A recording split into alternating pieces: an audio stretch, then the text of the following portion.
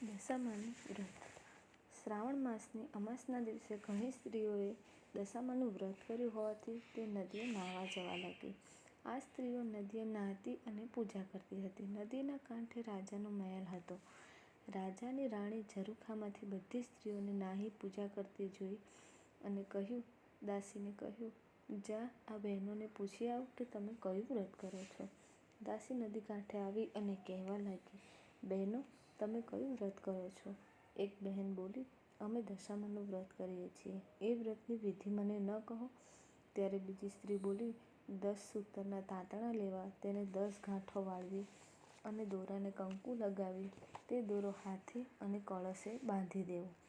એક માટીની સાંઢળી બનાવી તેની સ્થાપના કરવી. દશામાના નામનો દીવો કરી પ્રાર્થના કરવી અને 10 દિવસ નકોરડા ઉપવાસ કરવા અથવા એકટાણું કરવું.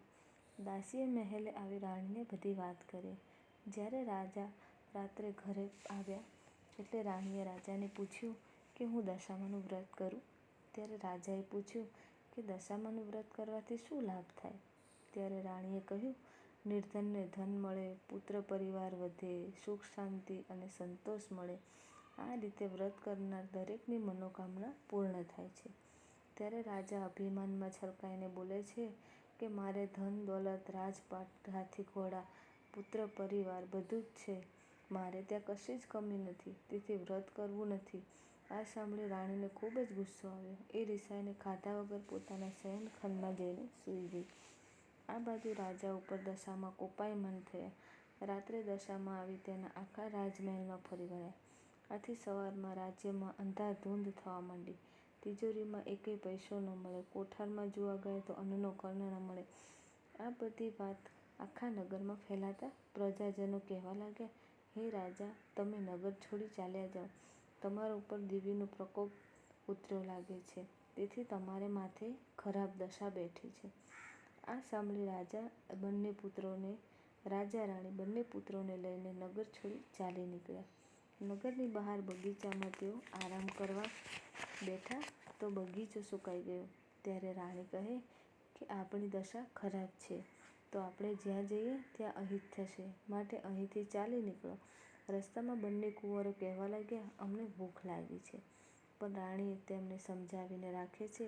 એટલામાં એક ગામમાં બેનપણીનું ઘર આવતા તે બંને કુંવરને લઈ બેનપણીને ઘરે જઈને કહે છે, જરા બંને બાળકોને ખાવા આપને. આ બંનેને ખૂબ જ ભૂખ લાગી છે. ત્યારે બેનપણીએ રાણીને કહે છે, જા જા, હું તો તને ઓળખતી પણ નથી અને મારા ઘેર તું ખાવા આવે છે.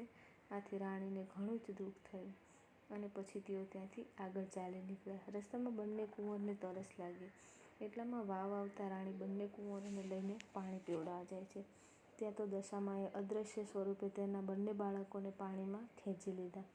આથી રાણી રડતી રડતી રાજા પાસે આવીને અને કહ્યું, આપણા બંને બાળકો વાવમાં પડી ગયા. આથી રાજા કહે છે કે કલ્પાંત ન કરશો. એ તો જેના હતા તેને લઈ લીધા છે. ત્યાંથી તેઓ આગળ ચાલી નીકળ્યા. એવામાં રાજાની બહેનનું ગામ આવ્યું. ત્યારે રાજાએ કહ્યું કે આ તો મારી બહેનનું ગામ છે. તેને મળ્યા વગર કેમ જવાય? ગામમાં પખાલી સાથે કહેવડાવ્યું કે તમારા ભાઈ ભાભી તમને મળવા આવે છે. ત્યારે બહેનને વિચાર આવ્યો કે ભાઈની દશા ખરાબ હોવી જોઈએ, નહીંતર મારા ભાઈ હાથી ઘોડા પાલખી સાથે આવે.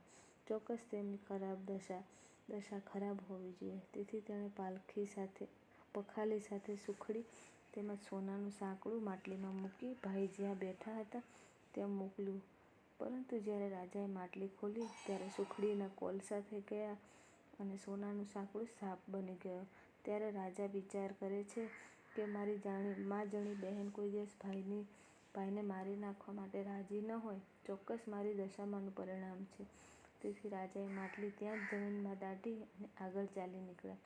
આગળ જતાં એક નદીના કાંઠે એક ખેડૂત વાડામાં ખૂબ જ તરબૂચ થયા હતા. તો રાણીએ કહ્યું, ભાઈ, અમને એક તરબૂચ ખાવા આપતો તો સારું.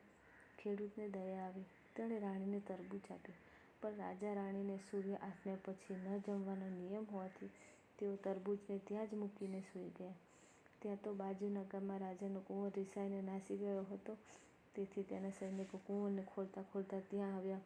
હવે રાજા રાણી પોતાની બાજુમાં જે તરબૂચ મૂકીને સૂતા હતા તે તેની દશાના પ્રતાપે ખોવાયેલા કુંવરનું મસ્તક બની ગયું. તે જોતા સૈનિકો રાજા રાણીને અપરાધી ગણીને ખૂબ જ માર માર્યો. પછી તેમને દોરડાથી બાંધી પોતાના રાજા પાસે રાજમહેલમાં લઈ ગયા. પછી ત્યાંના રાજા પોતાના કુંવરનું મસ્તક જોઈ ખૂબ જ ગુસ્સે થઈ ગયા. આ બંનેને પોતાના પુત્રના હત્યારા ગણીને જેલમાં પૂરી દીધા. આવી રીતે દશામાના વ્રતનું અપમાન કરવાથી મહેલમાં રહેનારા જેલમાં રહેવા લાગ્યા. એમ કરતાં કરતાં બીજા વર્ષે શ્રાવણ માસ આવતા રાણીના મનમાં થયું કે મારા પતિએ દશામાના વ્રતનું અપમાન કર્યું હતું, તેથી માતાજી રૂઠ્યા છે. માટે રાણીએ દશામાનું વ્રત કરવાનો નિશ્ચય કર્યો. રાણીએ દશામાનું વ્રત ખૂબ જ શ્રદ્ધાપૂર્વક કર્યું અને જેલના ઉપરી ખૂબ જ દયાળુ હોવાથી તેની પાસે વ્રતનું ઉજવણું કરવાની બધી જ સામગ્રી મગાવી અને સગવડતા પણ કરાવી.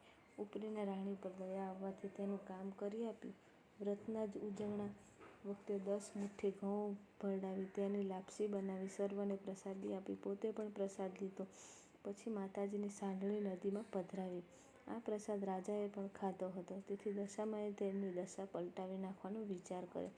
પછી રાજાને દશામા સ્વપ્નમાં આવ્યા અને કહ્યું, હે રાજા, જેમને તે જેલમાં પૂર્યા છે તે તારા કરતાં મોટા રાજ્યનો રાજા છે. તેણે તારા પુત્રની હત્યા કરી નથી, પરંતુ તારો પુત્ર આવશે, માટે તું જેલમાં પૂરાયેલા રાજા રાણીને છોડી તેમની ક્ષમા માંગજે. જો તું આ વાત સાચી નહીં માને તો જેવી તેમની દશા થઈ એવી તારી દશા થશે. એમ કહી માતાજી અંતર્ધ્યાન થઈ ગયા. રાજાને પછી ઊંઘ આવી નહીં, તેથી તેણે સવારે વહેલા ઉઠીને પોતાના સ્વપ્નની વાત સર્વેને કહી સંભળાવી.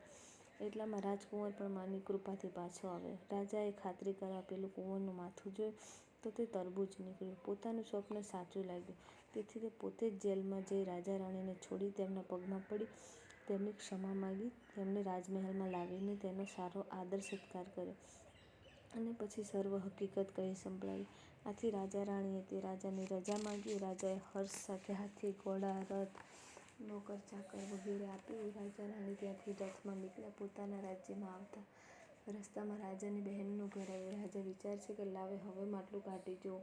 માટલું કાઢી જોયું તો સરસ સુખડી અને સોનાનું સાંકળું નીકળ્યું. માટલું રથમાં મૂકી ચાલી નીકળ્યા. એમ કરતાં તેઓ જે વાવ પાસે પાણી પીવા ગયા હતા ત્યાં આવ્યા. ત્યારે દશામાએ વિચાર કર્યો કે બંને બાળકો લીધા તો ખરા, પણ હવે આપવા કેવી રીતે? તેમ વિચાર કરીને તેમણે ડોશીનું રૂપ લઈને બંને બાળકો બંને આંગળીએ વળગાડીને આવ્યા અને બૂમ પાડી કહ્યું કે આ કુંવરો કોના ભૂલા પડ્યા છે, તેને દેતા જાઓ. રાજાએ રથ ઊભો રાખ્યો. તે પોતાના પુત્રને ઓળખી ગયા અને બંને પુત્રને હેતપૂર્વક છાતી સરસા લગાડી દીધા. આ ડોશી દશામાં પોતે હતા. રાજાને કહે કે હવે તમારી દશા વળતી થઈ છે. તમે તમારા રાણીને અભિમાનમાં છલકાઈને દશામાના વ્રત વિશે ગમે તેમ બોલ્યા હતા, તેથી તમારી દશા કઠણ બની ગઈ હતી. હવે તને સમજાયું હશે કે કોઈ દેવદેવીની અવગણના કરવી નહીં. જાઓ, હવે તમે રાજ્યમાં સુખેથી રહો. બધા રથમાં બેસી પ્રથમ હતી તે બેનપણીના ઘરે પાસે આવ્યા.